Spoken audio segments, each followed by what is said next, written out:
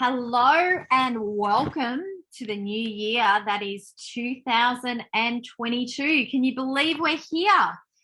I hope everyone listening, wherever you may be, has managed to have a break or is having a break.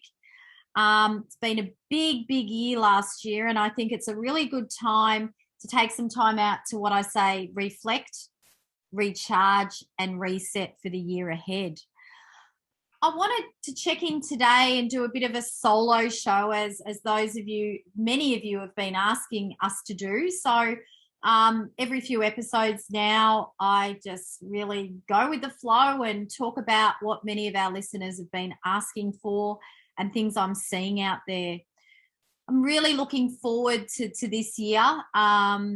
We're releasing the Gift Mindset audio book, which we've released in December, but getting it out there and really looking forward to working with our clients, which is super exciting, around understanding the gift mindset and unwrapping the 12 key skills for success in the workplace. And now more than ever, I think, with this great resignation, or what I'm calling the Great Rejuvenation, it's called by many names, it's an important time.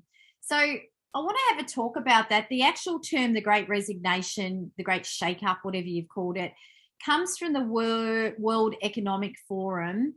And they're saying that in 2021, around 41% of employees were planning to leave their job. And that has taken place in Europe and the US. But there's an expert, Aaron McEwen, he's an innovation expert at Gartner, and he really believes, based on a lot of data, that it's going to impact Australia, if you're listening from Australia, in March this year. And I've had a lot of people ask me what's behind this Great Resignation. And look, I love the term Great Rejuvenation because I think it's a shake-up, hey? I think the companies that have values aligned with their employees and are growing their employees and are purpose-led will be fine. I think it's a lot of the companies that maybe have that gap of improvement. But the pandemic, I know for me and for many others, has really made us want to reevaluate, what we do and why we do it. In October last year, LinkedIn actually showed that 26% of workers changed employment compared to the year before. So this is happening. It's happening out there. So I want to run you through what are the factors that are contributing to the Great Resignation.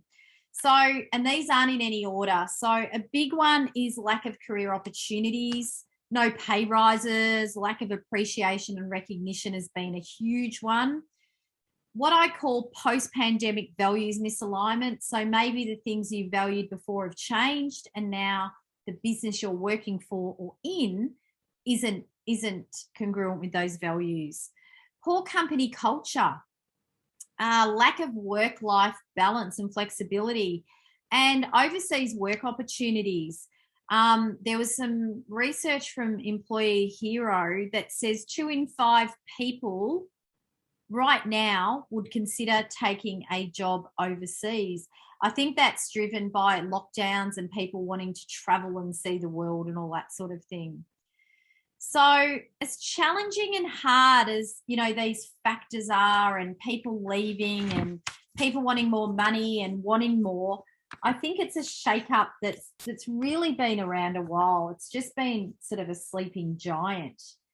I look at the pandemic as the war of our lifetime, and I think it's natural and it's healthy to question things like your values, your purpose, your career path, your priority, and really ultimately your life. I always say, I think it's more, but they say we spend 90,000 hours of our life at work. It's a lot of time, isn't it? A lot of time. A few weeks ago, I had a senior sales manager say to me, he now wants to work in a company that has a bigger purpose than profit. And another client who has always loved her role and company doesn't feel aligned with their values anymore. So, like I said, I don't think any of this is new. And if you're listening and you've had a bit of an awakening, it's not a bad thing at all. But I want to tap in today to one of the 12 gifts, which, you know, when we look at our lessons from challenges or successes, I believe they fall into areas. Did we learn the gift of resilience? Did we learn the gift of gratitude? Did we learn the gift of growth or optimism or curiosity? Did we learn the gift of empathy? One of the 12 gifts that during 2021 was hugely popular to run team workshops around and will continue to be is that of gratitude. And being that appreciation and recognition is a big reason people are not happy in their workplace or reevaluating where they work, I think we need to look at how we can bring gratitude into the workplace. So, you know, gratitude, call it recognition, call it praise, call it appreciation, whatever you call it, it's underestimated and it doesn't cost a lot of time or money to do. I find that there's a lack of appreciation and recognition in many organizations. And I think it's because they're performance-based and they're really focused on the bottom line and progress. Or they think they're practicing gratitude, but it's not specific. I call that grey gratitude. So some of the things, you know, cultural norms, the collective workplace culture can really drive, I believe, whether the organisation or business is one that shares and shows gratitude. I don't think all companies embrace gratitude, and many are transaction and performance focused. And I think a lot of what's happened over the last 2 years has forced that. I understand businesses need to make a profit, but not at the expense of putting their people before that. You know, I think some people too think gratitude's time consuming. You know, Renee, when do I have time to tell people that I'm grateful for them? Or they might fear that they might not get recognition or gratitude back.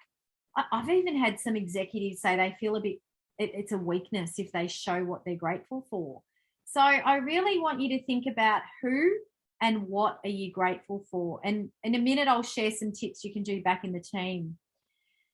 So if you're a leader who wants to encourage your employees to go beyond the contractual obligation of their roles, expressing gratitude needs to be part of your leadership. If you're not leading a team, remember, as I always say, you're a leader of self and you're a leader of decisions. So bring that into your role. I think gratefully acknowledging the thoughts and efforts of your people shows them that they matter. And I know when I feel appreciated, even by my clients, I'm not saying I do more or I put more effort in. I always do that. But it gives me a pep in my step and it reinforces why I do what I do. I think ingrain it, guys. Ingrain it in your culture. You can't build a culture. You've got to catch a culture. So you need to lead by example. You know, there was some research led by Lee Waters at the University of Melbourne that found that there's a positive relationship between expressing gratitude and increased productivity and job satisfaction. And it is known and proven to lower stress and absenteeism. So, find out how your people like to express and receive gratitude. Could be in the form of a thank you note, a phone call, an email. Remember that gratitude can be a feeling or an action. And I love this thing the happiness project came up with. And they found that when thank you letters were sent in the post, the happiness level of the recipients went from 2 to 4%. But when people were phoned directly, one-on-one, it increased from 4 to 19%.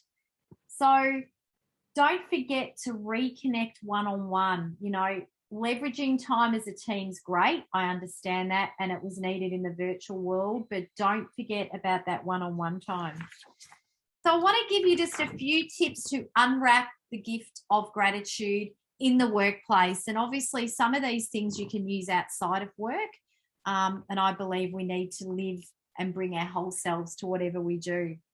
So during team meetings, share what each of you have learnt and enjoy from working with each other. So a really good question.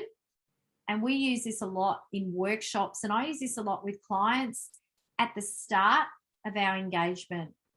Who or what are you grateful for? Straight away, people will reach out and say, hey, Mary, I'm grateful for your resilience in helping us get through that project and getting it to come to fruition.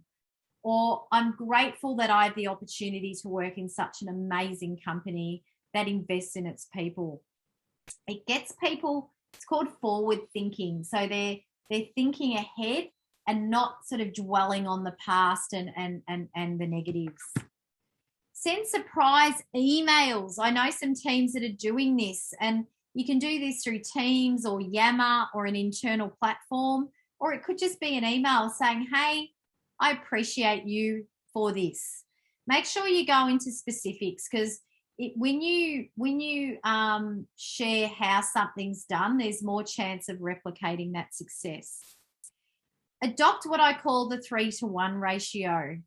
For every negative that comes up in any meeting or conversation, and set it up as a bit of a fun thing, ask for a positive. So I remember last year I did this with a team, and they were whinging about working from home, and we'd all had enough. But I said, what are to that negative, what are 3 positives, that you can talk about? And one guy said, well, I've saved X amount on petrol and haven't had to travel. I've got to have my birthday and anniversary with my wife, and I get to have lunch with my kids. So straight away, everyone went, oh yeah, and this and that. And it got everyone forward thinking. So 3 positives for every negative that comes up. And the last one, I'd love you to think about creating a forum to share internal updates and encourage people to share.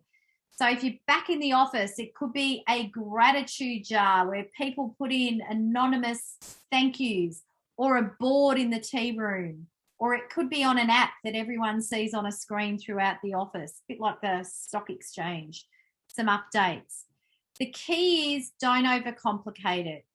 Keep it simple, but make it an ingrained behavior, because it is in the top, it's in the top 4 reasons people are feeling a need to move workplaces, move industries. And I think it's one we can all address. Bring in subtle ways to share gratitude day to day. Ideally, I think you should have some structured forums. So a gratitude hour where everyone shares something once a week, or kick off a meeting with that. Lack of recognition is only one of the key factors contributing to this next normal that I'm calling it. But it's one I think we can address and foster as part of a connected and collaborative workplace culture. So think about, what can you do to foster a workplace of gratitude and make people feel truly appreciated? What makes you feel appreciated? And I know for me, it's the little things. It's not always a bunch of flowers from a client or the big expensive dinner. For me, it's just a text. I appreciate you, Renee, and what you did with my team. That makes my day. So it doesn't have to be time consuming, and it doesn't have to be expensive. I'd love to hear what messages you've got out of this podcast. We get a lot of notes. If you're happy to write a review, that'd be great. As always, contact us at podcast@reneegiarrusso.com. If you'd like to be a guest, or someone that you'd love us to interview on our guest shows. And if you've got any burning topics or ideas that you'd like us to explore and expand upon. As you're listening to this, we are going to be probably 4 and a bit weeks away from launching our public leadership program. So anyone from any business can come to this, as long as you're looking to grow, connect outside your organisation and you're a mid to senior leader. So if you want to have a look at details for this, go to reneegiarrusso.com/programs. It's the Limitless Leaders 90-day program. Every 90 days, we will be releasing a new theme and a new 90-day program.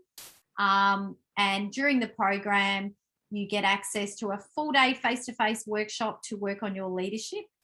You get a mentoring session as a group, a coaching session just for you, and also a mastermind session where we use an awesome structure to come to a conclusion and help each person in the group come up with ideas or a solution to an opportunity or a challenge they'd like to explore.